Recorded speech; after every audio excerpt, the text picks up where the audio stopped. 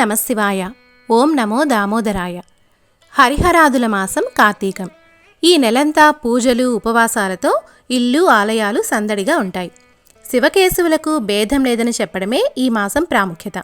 అందుకే ఈ నెల రోజులు కూడా శివుడిని శ్రీ మహావిష్ణువుని సమానంగా ఆరాధిస్తారు.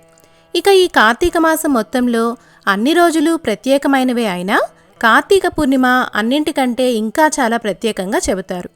మరి ఆ కార్తీక పూర్ణిమ విశిష్టత ఏమిటో ఈ వీడియోలో తెలుసుకుందాం. పూర్వం వేదాలను అపహరించి సముద్రంలో దాక్కున్న సోమకుడనే రాక్షసుడిని సంహరించేందుకు శ్రీ మహావిష్ణువు మత్స్యావతారం ధరించినది కార్తీక పూర్ణిమ నాడే. ఇది సృష్టి సంరక్షణకు సంబంధించిన విశ్వచక్రంతో ముడిపడి ఉందని నమ్ముతారు.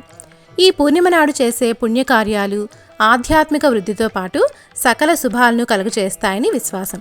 పరమేశ్వరుడు త్రిపురాసురులను సంహరించింది కూడా పౌర్ణమి రోజునే కావడంతో దీనిని త్రిపుర పౌర్ణమి అని కూడా పిలుస్తారు.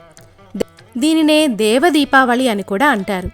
అంటే ఆ రోజు దేవతలందరూ కూడా ఈ రాక్షసుడి సంహారంతో పండుగ జరుపుకున్నట్లు స్వర్గంలో దీపాలు వెలిగించారని, అందుకే దీనిని దేవదీపావళి అంటారని ప్రతీతి. దీనినే కైసిక పౌర్ణమి, జీటికంటి పున్నమి, కుమార దర్శనం అనే పేర్లతో కూడా పిలుస్తారు. ఈ కార్తీక పౌర్ణమి రోజున దేవాలయాలు నదీ తీరాల దగ్గర దీపాలను వెలిగిస్తారు. ముఖ్యంగా అరటి దొప్పల్లో నేతి దీపాలను వెలిగించి నీటిలో వదిలే దృశ్యాలు చాలా శోభాయమానంగా ఉంటాయి. కార్తీక పౌర్ణమి రోజు కొన్ని చోట్ల వృషోత్సర్జనం అనే ఉత్సవం జరుపుకుంటారు. అంటే ఒక కోడెదూడను ఆబోతుగా స్వేచ్ఛగా కీర్తిశేషులైన పితృదేవతల ప్రీత్యర్థం వదులుతారు. ఇలా చేయడం వల్ల గయలో వారి ఆత్మశాంతి కోసం కోటిసార్లు శ్రాద్ధ కర్మలు జరిపిన పుణ్యఫలం లభిస్తుంది అని నమ్ముతారు. ఇక తమిళనాడు తిరువన్నామలైలో జ్యోతి స్వరూపుడై వెలిసిన శివుడి అగ్నిలింగాన్ని దర్శించుకోవడానికి వేల మంది భక్తులు తరలి వెళ్తారు. కార్తీక పౌర్ణమి రోజు వెన్నెలలో పాలు కాస్తే ఆ పాలు అమృత తుల్యం అవుతాయని విశ్వాసం. అందుకే పూర్వకాలంలో కార్తీక పౌర్ణమి వెలుగులో పొయ్యి వెలిగించి పాలను మిరియాలతో పాటు కాచి తాగేవారు. కార్తీక పౌర్ణమి రోజు ఆకాశంలో చంద్రుడి నిండైన రూపంతో పాటు దానికి అతి చేరువలోనే దేవతల గురువైన బృహస్పతి అంటే గురుగ్రహం, అది కూడా ఈ రోజున సాక్షాత్కరిస్తుందట. ఆ గురు శిష్యులకి భక్తితో నమస్కరిస్తే సకల శుభాలు కలుగుతాయని పురాణాలు చెబుతున్నాయి. పౌర్ణమి రోజు దీపదానం చేయడం చాలా విశేషం. ఎందుకంటే నదీ తీరాల్లో దీపకాంతి పడిన ప్రదేశం మొత్తం కీటాశ్చ అంటే పురుగులు, మశకాశ్చ అంటే దోమలు, ఈగలు, చెరువులో ఉండే రకరకాల పురుగులు జ్యోతిని చూడగానే ఎగిరి వస్తాయట. ఈ దీపాన్ని చూసినవన్నీ ఈశ్వర అనుగ్రహం పొంది ఆ భగవంతుడిని చేరుకోవాలని అర్థం. అందుకే ఈ శ్లోకం చెప్పి దీపం వెలిగించి నమస్కరించాలని చెబుతారు. అల్పమపి క్షితౌ క్షిప్తం వటబీజం ప్రవర్ధతే, జలయోగాత్ యథాదానాత్ పుణ్యవృక్షోపి వర్ధతే. దీపం జ్యోతి పరబ్రహ్మ దీపం సర్వతమోపహం, దీపేన సాధ్యతే సర్వం దీపలక్ష్మీర్ నమోస్తుతే. ఇక కార్తీక పౌర్ణమి రోజు ఏం చేయాలో తెలుసుకుందాం. భక్తులు కార్తీక పూర్ణిమ నాడు గంగా, యమున, కృష్ణ వంటి పవిత్ర నదులలో స్నానం చేస్తారు.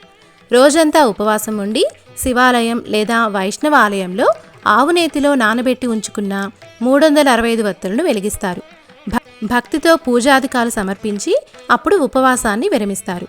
దేవాలయాలకు నదీ తీరాలకు వెళ్ళలేని వారు ఇంట్లో చక్కగా శుభ్రం చేసి పిండితో ముగ్గులు పెట్టుకుని అలంకరించుకున్న తులసమ్మ దగ్గర పున్నమి కాంతుల్లో ఈ దీపాలు వెలిగించి నమస్కరించినా శివకేశవుల అనుగ్రహం కలుగుతుందని పండితులు చెబుతారు.